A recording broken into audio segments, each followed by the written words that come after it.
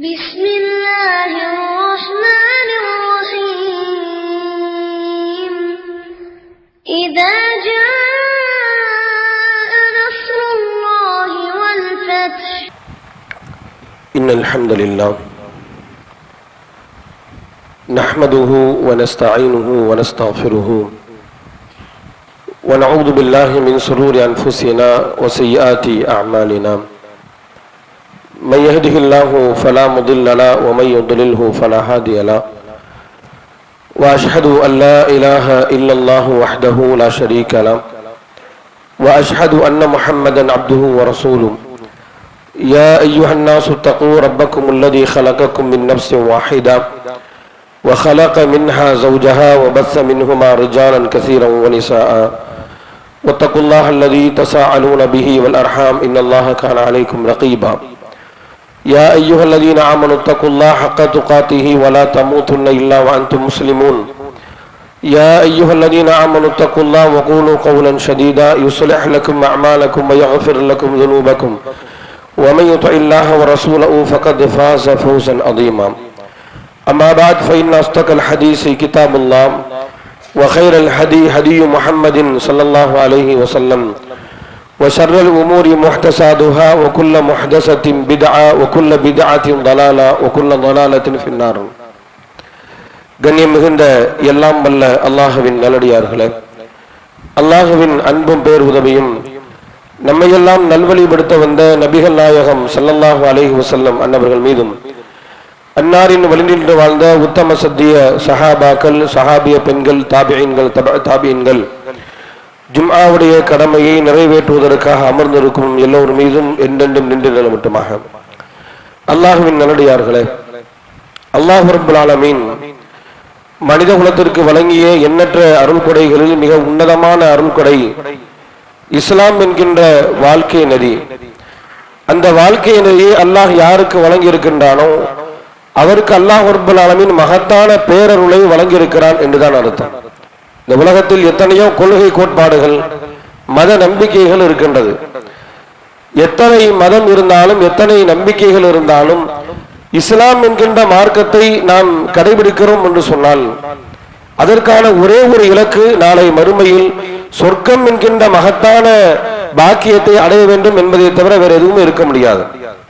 இந்த உலகத்துல குறிப்பாக நாம் வாழக்கூடிய இந்த இந்திய தேசத்தில் இஸ்லாத்தை கடைபிடிக்கின்றோம் என்கின்ற ஒரே காரணத்திற்காக பல்வேறு இன்னல்கள், பல்வேறு அடக்குமுறைகள் இஸ்லாமியர்களுக்கு நடந்து கொண்டிருப்பதை நாம் அறிவோம்.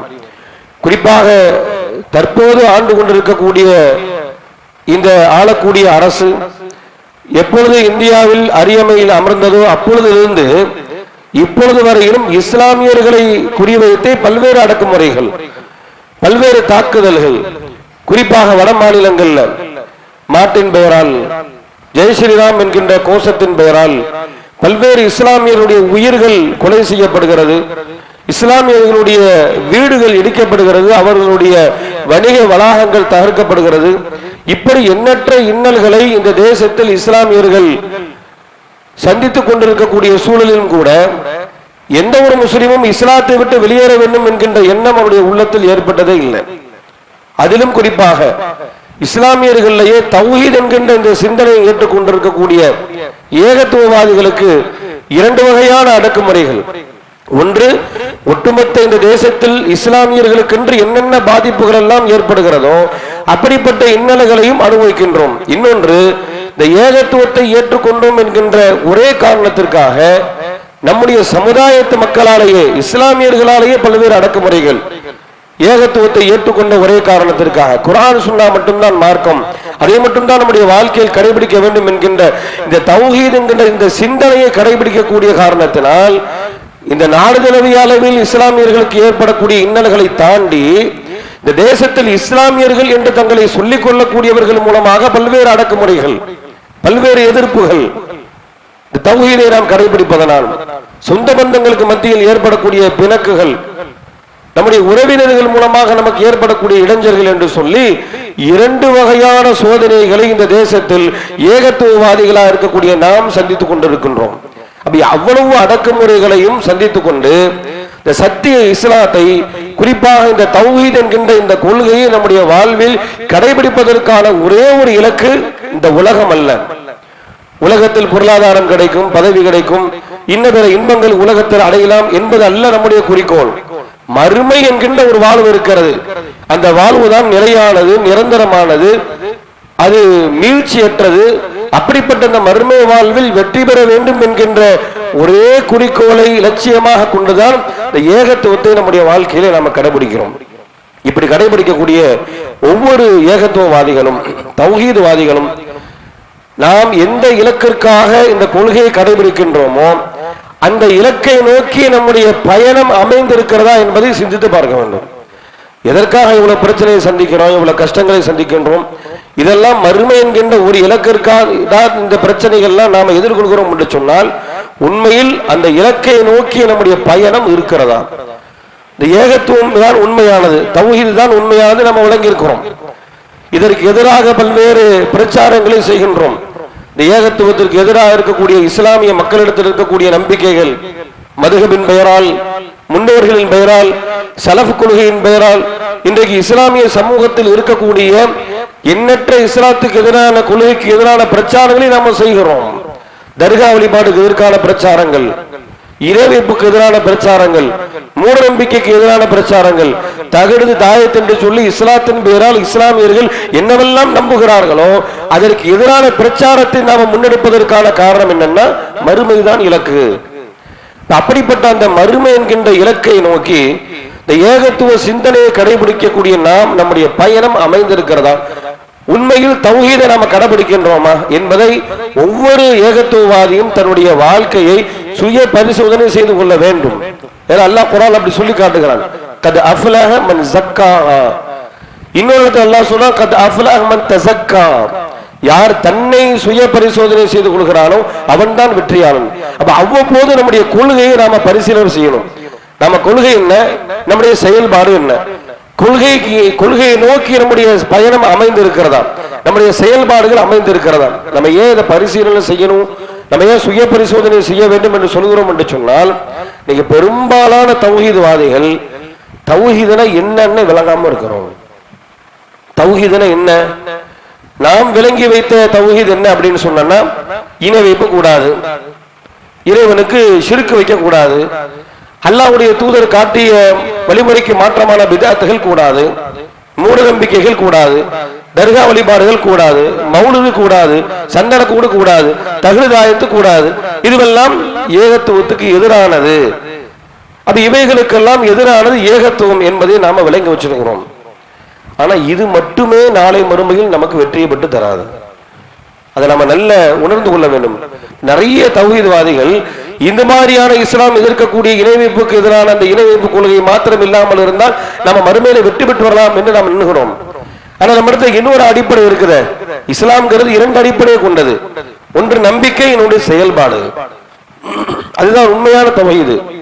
ஒரு ஆள்கிட்ட நம்பிக்கை மட்டும்தான் இருக்குது, செயல்பாடு இல்லை என்று சொன்னால் அதுவும் மறுமையில் நமக்கு பயன் தராது. இன்னொரு ஆள்கிட்ட செயல்பாடுகள் இருக்கிறது, தொழுகிறாரு, இபாதத்தை செய்கிறாரு, இஸ்லாம் சொன்ன இன்ன பிற வழிபாடுகள் ஈடுபடுறாரு, அவர்கிட்ட கொள்கை இல்லை, அதுவும் மறுமைக்கு உதவாது.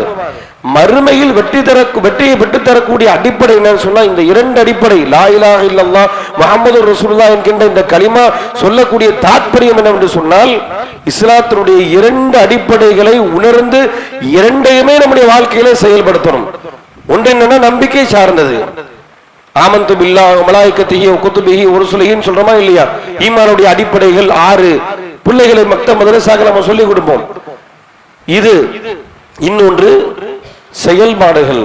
இஸ்லாம்னா செயல்பாடு, ஈமான்னா நம்பிக்கை, இஸ்லாம்னா செயல்பாடு. இந்த இரண்டும் சேர்ந்ததுதான் தௌஹீத். ஆனா இன்றைக்கு தௌஹீத் பிரச்சாரம் செய்யக்கூடிய, தௌஹீத் கொள்கையை கடைபிடிக்கக்கூடிய பெரும்பாலான ஏகத்துவவாதிகள்ட்ட இருக்கக்கூடிய அடிப்படை பிரச்சனை என்னன்னு சொன்னா, கொள்கையை ஏற்றுக்கொண்டிருக்கிறோம், கொள்கையை மக்கள்கிட்ட பிரச்சாரம் செய்யறோம், ஏகத்துவத்தை நோக்கி எல்லாரும் வரணும்னு நம்ம எதிர்பார்க்கிறோம், அதற்காக வேண்டி பல்வேறு அடக்குமுறைகள் இன்னல்கள் எல்லாம் சந்திக்கிறோம். ஆனா செயல்பட நாம மறந்துட்டோம். எந்த கொள்கையை மக்கள்கிட்ட போய் சொல்லுகிறோமோ, எந்த கொள்கையை நோக்கி எல்லோரும் வர வேண்டும் என்ற எதிர்பார்ப்போடு பிரச்சாரம் செய்கின்றோமோ, அந்த கொள்கையை 100% நம்முடைய வாழ்க்கையிலே செயல்படுத்துகிறோமா என்று பார்த்தால் செயல்பாட்டில் இல்லை. அப்ப இதைத்தான் பார்க்கிறோம்.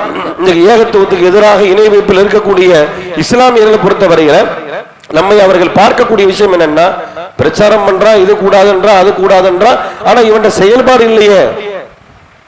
எந்த ஏகத்துவத்தை கடைபிடிக்கணும்னு சொன்னாலும் அந்த ஏகத்துவத்தின் அடிப்படையான செயல்பாடு இடத்துல பிரதிபலிக்கவில்லையே. இவன் சொல்வதில் என்ன உண்மை இருக்க போகிறது என்றுதான் பார்க்கிறார்கள். அப்படின்னா என்ன? உண்மையான ஏகத்துவம் என்பது இரண்டு, ஈமான் இஸ்லாம் சேர்ந்ததுதான், நம்பிக்கையும் செயல்பாடுகளும் சேர்ந்ததுதான் தௌஹீத்.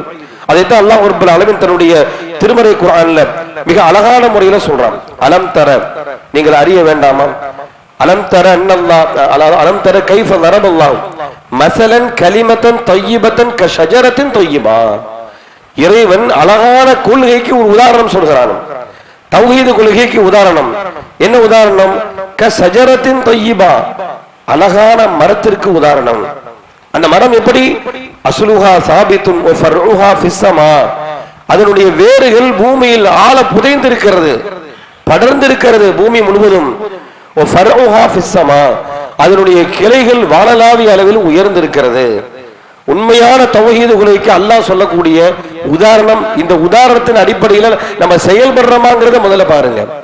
ஒன்று, அதனுடைய வேர்கள் பூமியில் ஆழ புதைந்திருக்கிறது, படர்ந்திருக்கிறது. அந்த வேர்கள் உறுதியாக இருக்கிறது என்பதற்கான வெளிப்பாடு என்ன? அதனுடைய கிளைகள் வானளாவிய அளவில் பறந்திருக்கிறது. மாத்திரமல்ல, இறைவனுடைய நாட்டத்துக்கேற்ப காலத்திற்கு தோதுவான ஒவ்வொரு காலங்களில் மக்களுக்கான கனிவர்க்கங்களை கொடுத்து கொண்டே இருக்கிறது. இந்த மரம் தான் ஒரு அழகான கொள்கைக்கு உதாரணம். நம்மிடத்துல கொள்கை இருக்குன்னா என்ன அர்த்தம்? நம்மளது செயல்படணும் அர்த்தம். இந்த கொள்கையில உறுதியா நாம இருக்கிறோம். வஹி மட்டும்தான் மார்க்கம், குர்ஆன் சொன்னாதான் மார்க்கம். இதற்கு எதிரான எதுவும் மார்க்கம் இல்லை, எந்த தனி மனித கருத்தும் மார்க்கம் இல்லை. நபிகளாருடைய சொல் செயல் அங்கீகாரம் தான் மார்க்கம் என்கின்ற இந்த கொள்கை நம்மிடத்தில் உறுதியாக இருக்கிறது என்பதற்கான வெளிப்பாடு என்ன தெரியுமா? பிரச்சாரம் மட்டுமல்ல, நம்ம போய் பிரச்சாரம் பண்றோம் இல்லையா, அதான் வெளிப்பாடு. நம்ம அப்படி வழங்கிட்டு இருக்கிறோம். மக்கள்கிட்ட இந்த கொள்கையை சொல்றோம், வீடு வீடா சொல்றோம், நான் பார்க்கக்கூடிய நபர்களிடத்தெல்லாம் இந்த ஏகத்துவத்தை சொல்றோம். அது இது நம்மகிட்ட இந்த கொள்கையில உறுதியா இருக்குங்கிறத, கொள்கை உறுதிக்கான வெளிப்பாடு நம்ம இதை மட்டும் வாங்கி வச்சுட்டு இருக்கிறோம். இது அல்ல முதல் வெளிப்பாடு. கொள்கை உறுதிக்கான முதல் வெளிப்பாடு என்னன்னா, நம்முடைய செயல்பாட்டில் நம்முடைய கொள்கை பிரதிபலிக்க வேண்டும். எதை மக்கள்கிட்ட சொன்னோமோ அந்த மாதிரி நம்ம செயல்படணும்.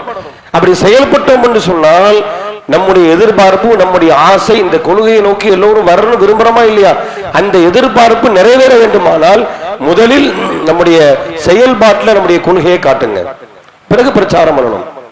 இந்த உலகத்துல எண்ணற்ற நபிமார்கள் அனுப்பப்பட்டாங்க. எல்லா நபிமார்களையும் அல்லாஹ் ரப்பல் ஆலமீன் மனிதர்கள் இருந்து தான் அனுப்பியிருக்கிறான். மலக்குகள் இருந்து அல்லாஹ் நபிமார்களை அனுப்பல. இன்னும் சொல்ல போனால் இந்த உலகத்தில் நபிமார்களை ஏற்றுக்கொள்ளாத, நபிமார்களை மறுத்த இறை மறுப்பாளர்கள் எல்லாம் என்ன காரணம் சொன்னாங்க? ஒவ்வொரு காரணத்திற்காக ஒவ்வொரு நபிமார்களை அந்த சமுதாயம் மறுத்தாங்க. அதற்கு பல்வேறு காரணங்கள்ல ஒரு காரணம் என்ன அப்படின்னு சொன்னோம்னா, மறுமை வாழ்க்கை. இந்த மறுமை வாழ்க்கையை ஏற்க மறுப்பதின் மூலமாக கொள்கையை ஏற்றுக்கொள்ளாமல் போனாங்க.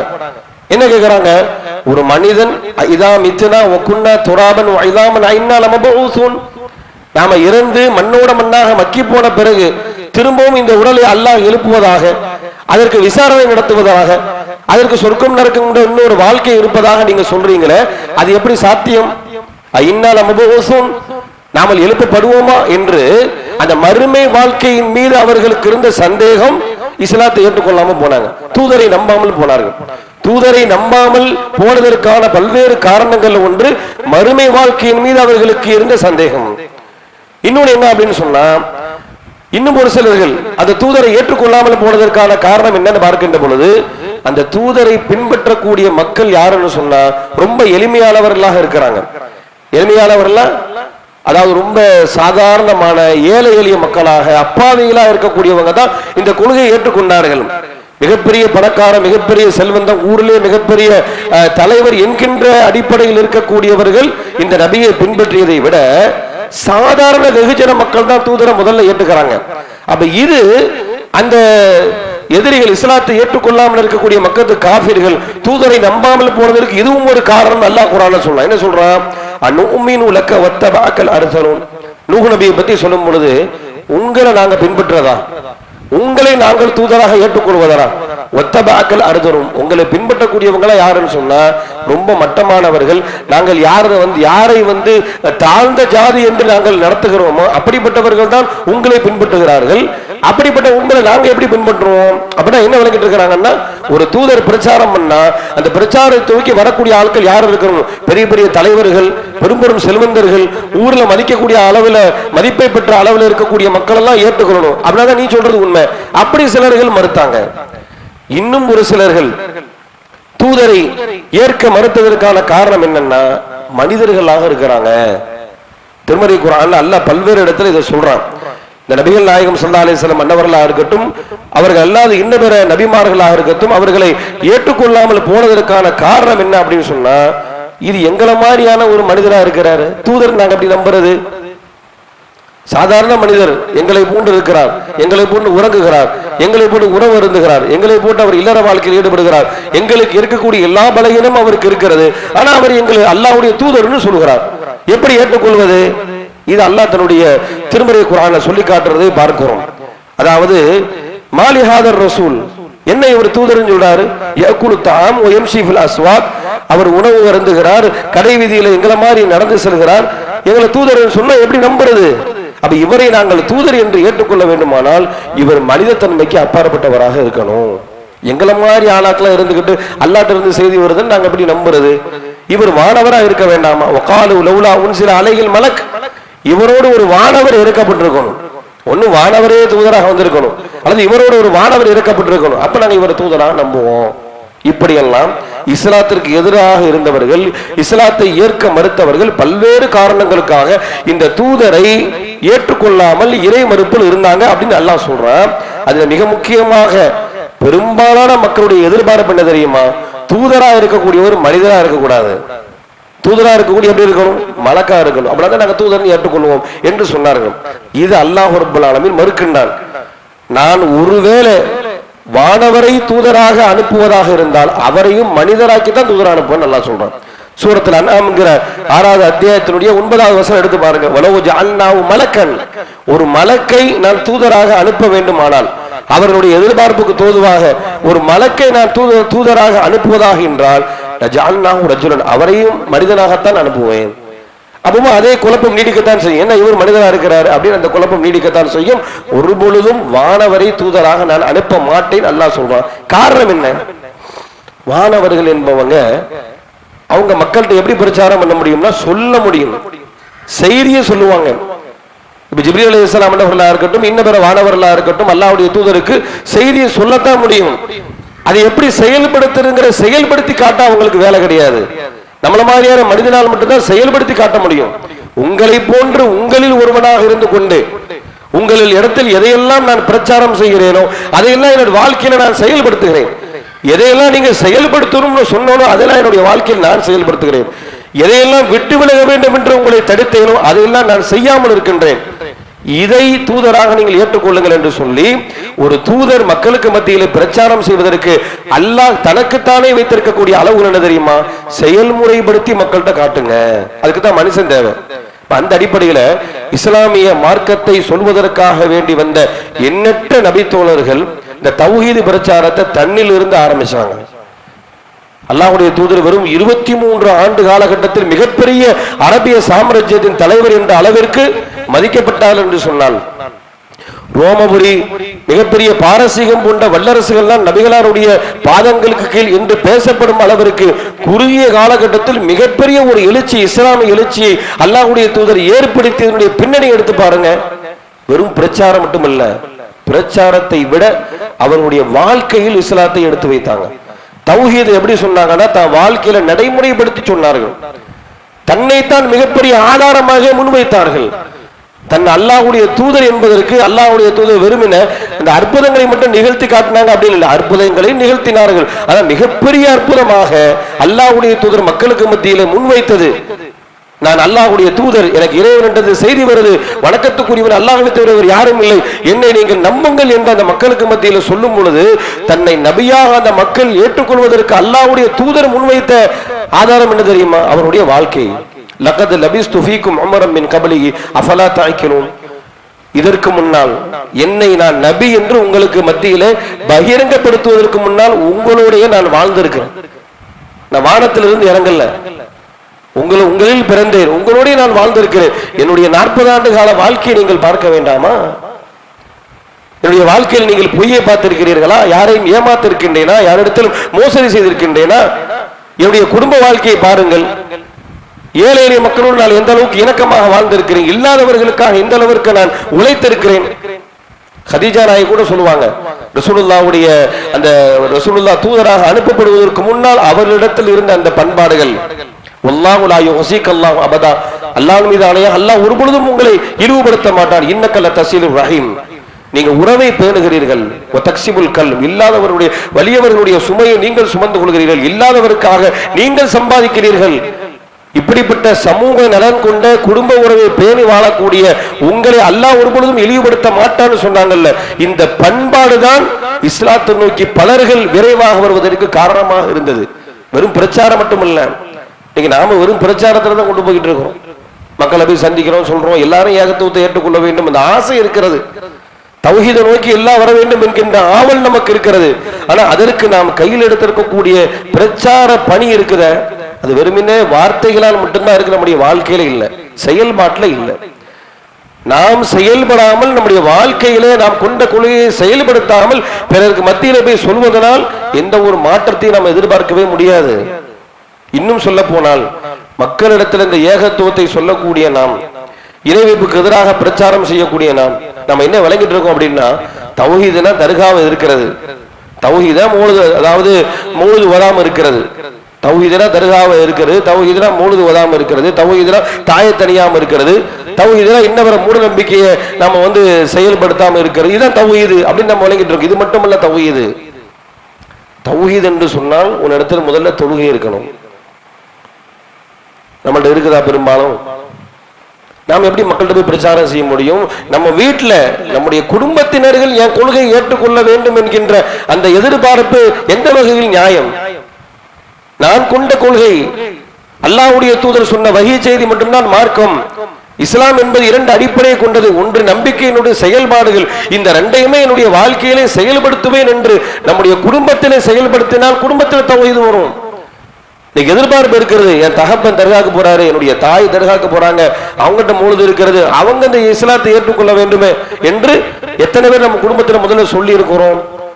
சரி, சொல்லுவோனே வைத்துக் கொள்வோம், அவங்க ஏன் ஏற்றுக்கொள்ளவில்லை? அவங்க ஏற்றுக்கொள்றதுக்கு 2 காரணம் இருக்கு. முதல் காரணம் என்னன்னு சொன்னா, பொதுவான காரணம், அல்லாஹ் யாருக்கு ஹிதாயத்தை கொடுக்கணும்னு நினைக்கிறான் அவங்களுக்கு ஹிதாயத்தை கொடுப்போம். நம்ம பிரச்சாரம் செஞ்சுதான் கொடுக்கணும்னு அவசியம் இல்லை, அது ஒரு பக்கம். ஆனா இன்னொரு பக்கம் அவங்க ஏற்றுக்கொள்ளாமல் போறதுக்கான மிக முக்கியமான அடிப்படையாக எது இருக்கு அப்படின்னு சொன்னா, நாம அவங்கள்ட்ட போய் சொல்றோம், ஆனா அவங்க நம்ம பாக்குறாங்க, நம்முடைய செயல்பாடு மாற்றமா இருக்குது. தொழுகையை நம்ம பிள்ளைகள்கிட்ட சொல்றோம், நாம தொழுகல்ல. டிவியில இன்னும் பிற சினிமாக்களும் சமூக வலைதளங்கள்லயும் நம்ம அதிகமா ஈடுபடக்கூடாது நம்முடைய பிள்ளைகள்கிட்ட சொல்றோம், நம்முடைய செயல்பாடு அதுக்கு மாற்றமா இருக்குது. எதை நாம மக்கள்கிட்ட சொல்றோமோ அதை நம்முடைய வாழ்க்கையை செயல்படுத்தாமல் சொல்வதனால் அது உள்ளத்தில் தாக்கத்தை ஏற்படுத்தவே செய்யாது. வீடு வீடா போய் ஏகத்துவத்தை பிரச்சாரம் பண்ணணும், நம்முடைய இலக்கு எல்லாரும் கொள்கை நோக்கி வரணும், அதுல மாட்டு கருத்து இல்ல. முதல்ல நம்ம வீட்டுல கொள்கை வந்துச்சா? நம் இல்லங்களில் ஏகத்துவம் வந்ததா? நம் இல்லங்களில் இப்ராஹிம் நபி கொள்கை வந்ததா?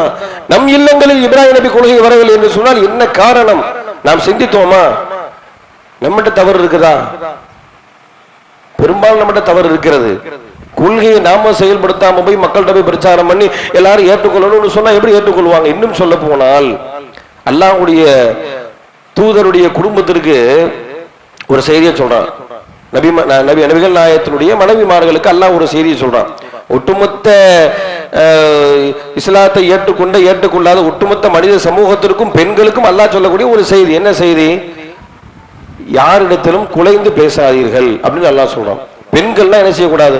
பிற ஆடவர் இடத்துல குலைந்து பேசக்கூடாது.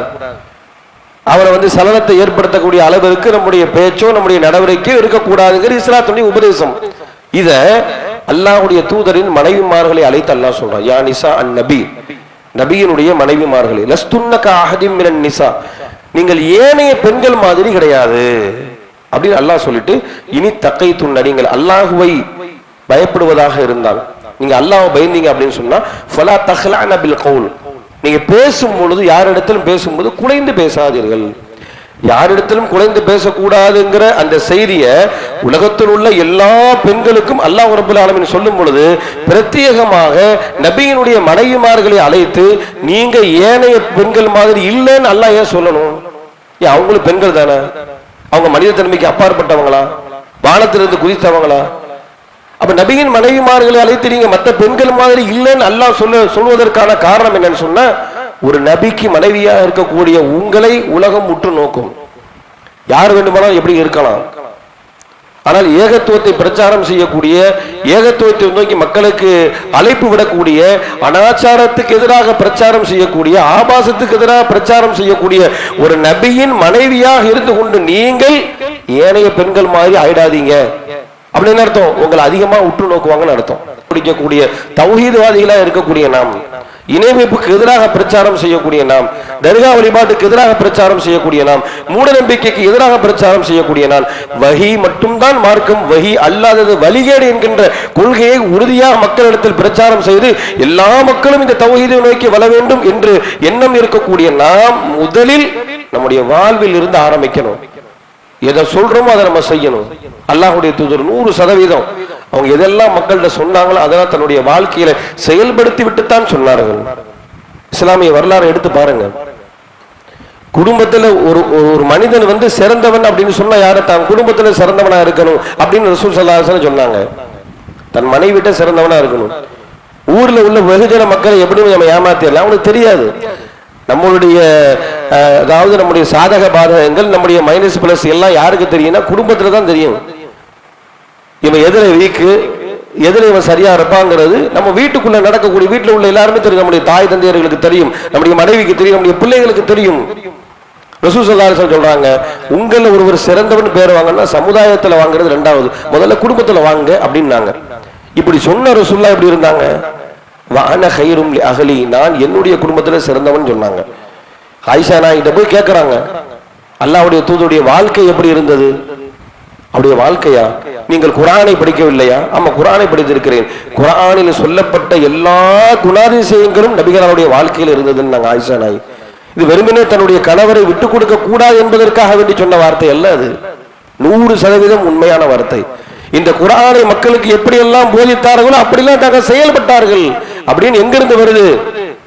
அந்த சான்றிதழ் குடும்பத்திலிருந்து வருது. இப்போ நாம நம்முடைய குடும்பத்தில் போய் நம்மள்ட்ட கேட்டா இவன் எப்படின்னு கேட்டா, என்னப்பா வீடு வீடா மக்கள்கிட்ட பிரச்சாரம் பண்ணிட்டு போறாங்க, இவன் எப்படி? தொழுகை இல்ல, முதல்ல பள்ளிவாசலுக்கு அவனை போக சொல்லுங்க அப்படின்பாங்க. நம்முடைய பெற்றோர்களோ நம்முடைய அந்த நிலைமையில நாம இருக்கிறோம். என்ன விளங்கிட்டு இருக்கோம்னா, சிறுக்கு இல்லாட்டா சொர்க்கம் போயிடலாம், சிறுக்கு இல்லாட்டா சொர்க்கம் போகலாம். இஸ்லாத்தில் சொல்லித்தரப்பட்ட இபாதத்துகள், வணக்க வழிபாடுகள், அதுல கவனம் இல்லாவிட்டால் கண்டிப்பா உடனே நம்ம சொர்க்கத்துக்கு போயிட முடியுமா? இந்த உலகத்தில் இஸ்லாம் தடுத்த தீமைகள் என்னவெல்லாம் இருக்கிறதோ அதையெல்லாம் செய்துவிட்டு வெறுமனே நான் இணை வைக்கவில்லை, நான் சிறுக்க வைக்கவில்லை, எனக்கு சொர்க்கம் கிடைக்கணும் அப்படின்னு எதிர்பார்த்தா கிடைத்து விடுமா? அப்ப ஒரு விஷயத்தை நன்றாக நாம் உணர்ந்து கொள்ள வேண்டும். இந்த தௌஹீதுங்கிற கொள்கையை கடைபிடிக்கக்கூடிய நாம நம்முடைய குடும்பத்திற்கு இப்ராஹிம் நபியுடைய மார்க்கத்தை சொல்லுங்க. அவங்க எப்படி தன்னுடைய வாழ்க்கையை செயல்படுத்தினார்களோ அந்த மாதிரி நம்ம செயல்படணும். குறிப்பாக இபாதத்து விஷயம், அதை தான் எல்லாருமே பார்க்கறாங்க. இவன் தொழுகை இல்லைன்னா இவன் சொல்றதுல என்ன உண்மை இருக்க போகுது? நான் எப்படி இவன் பின்னால போக முடியும்? வாங்க சொல்றாங்க, வெளியில எங்கேயா நின்றுகிட்டு இருக்கிறான், 4 பேர்ட்ட பேசிக்கிட்டு இருக்கிறான், அல்லது கடையில உட்கார்ந்துகிட்டு இருக்கிறான். ஆனா என்ன என்ன செய்யறான்னா, தொழுகைக்கு வா, ஏகத்துவத்துக்கு வா, தர்காக்கு போவா, இவன் சொல்றது என்ன உண்மை இருக்க போகுது அப்படின்னு சொல்லிதான் அவர்கள் நினைப்பார்கள். பொதுவாக இஸ்லாம் என்ன சொல்லுதுன்னா, ஒருவர் ஒரு கொள்கையை சொல்கிறார் என்று சொன்னால் சொல்லக்கூடியவர் எப்படி இருக்கான்னு நீங்க பார்க்க வேண்டாம், சொல்லக்கூடிய கொள்கையில செய்தி உண்மை இருக்கான்னு பாருங்க. அப்படிதான் இஸ்லாம் சொல்லுது. அவர் சொன்ன செய்தி சரிதானா, அது குர்ஆன்ல இருக்கா, ஹதீஸ்ல இருக்கா, அதை பாருங்க. சொல்ற ஆள் எப்படின்னு பார்க்க கூடாது, இஸ்லாம் அப்படி சொல்லல. ஆனால் விரும்பிய விரும்பாமலும் ஒட்டுமொத்த மனித சமூகத்தின் எதிர்பார்ப்பு என்னன்னா, சொல்றவன் சரியா இருக்கணுங்கிறது. அதான் இஸ்லாம் சொல்லுது. அதனால ரசூலுல்லாஹ்வுடைய மனைவிமார்கள் வேற ஆள் மாதிரி இல்ல, மற்ற பெண்கள் மாதிரி இல்லன்னு ஏன் சொன்னான்? சமுதாயம் எதிர்பார்ப்பது நீ சரியா இருக்கியா? அதனால அல்லாஹ் குர்ஆன்ல சொல்றான், லிம தகூலுன மா லா தஃஅலூன், நீ செய்யாததே மக்கள்கிட்ட போய் சொல்ற. கபர மக்கத்தன் இன்தல்லாஹி அன் தகூலு மா லா தஃஅலூன், நீங்க செய்யாததை மக்களிடத்தில் சொல்வதனால் அல்லாஹ்விடத்தில் மிகப்பெரிய தீமையை நீங்கள் சம்பாதித்து விட்டீர்கள். நாம சொல்ற கொள்கை உண்மைதான், தௌஹீது உண்மைதான், குர்ஆன் சுன்னா உண்மைதான், நபி வழி நடக்க வேண்டும் என்பது உண்மைதான், இணை வைக்க கூடாது என்பது உண்மைதான், எல்லாமே உண்மைதான். அவன் ஏற்க மறுக்கிறதுக்கு எது காரணமா இருக்கு? நம்ம செயல்படுத்தல.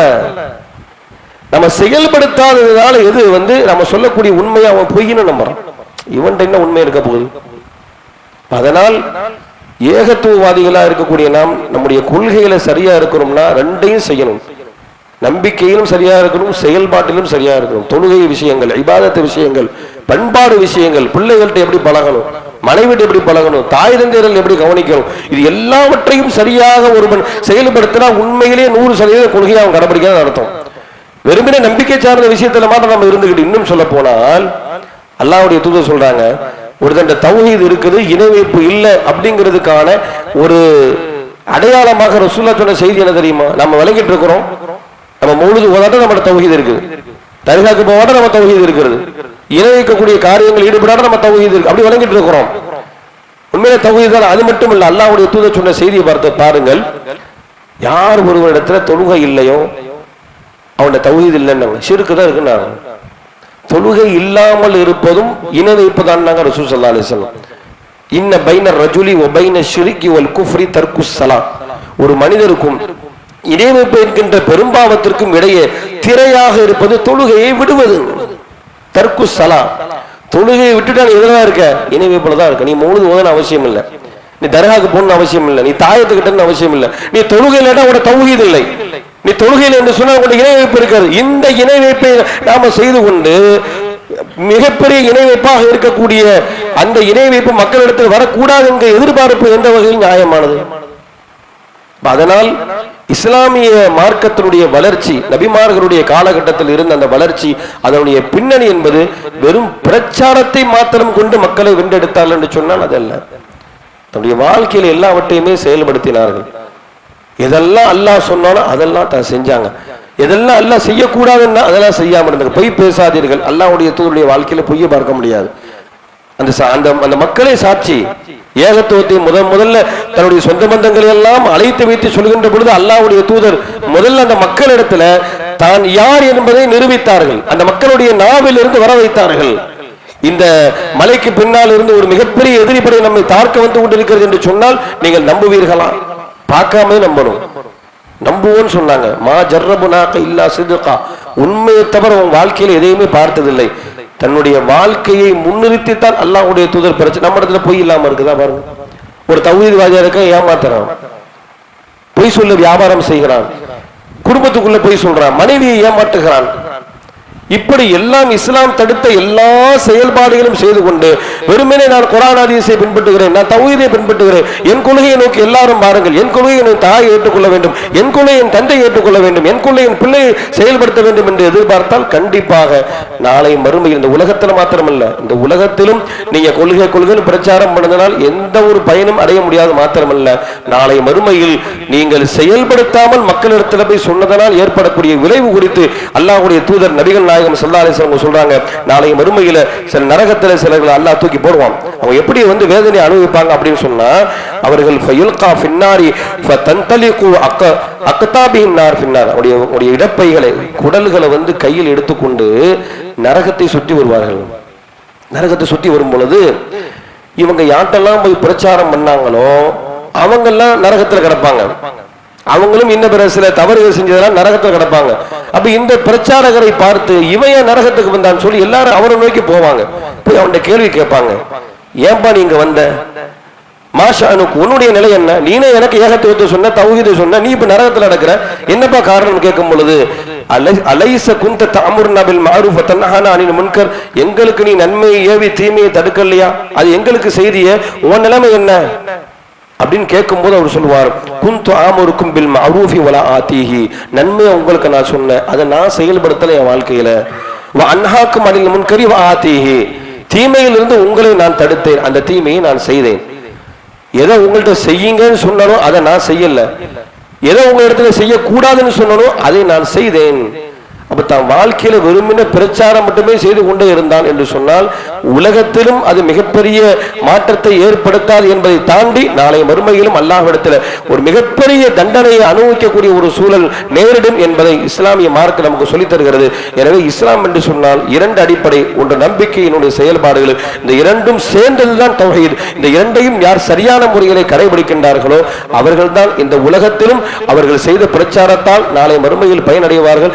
நாளை மறுமையிலும் மகத்தான வெற்றி என்கின்ற சுவனத்தை அல்லாஹ் ரப்பல் ஆலமீன் அவர்களுக்கு வழங்குவான். அப்படிப்பட்ட நன்மக்களாக நாம் இதையெல்லாம் பேசுகிறோமோ அதையெல்லாம் நம்முடைய வாழ்க்கையில முழுமையாக செயல்படுத்தக்கூடிய மக்களாக வல்ல இறைவர் உங்களையும் மன்னியமாக்கி அல்புரிவானாக. வாஹிரு தஅவானா அல்ஹம்துலில்லாஹி ரப்பில் ஆலமீன். அஸ்ஸலாமு அலைக்கும்.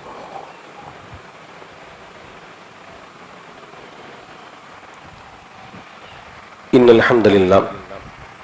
கண்ணியத்திற்குரிய எல்லாம் வல்ல அல்லாஹ்வின் நல்லடியார்களே, நாளை மறுமையில் இறைவன் இஸ்லாமியர்களுக்கென்று வைத்திருக்கக்கூடிய சுவனத்தை அடைந்து கொள்வதற்கு பல்வேறு வழிமுறைகளை இஸ்லாம் நமக்கு சொல்லித் தருகிறது.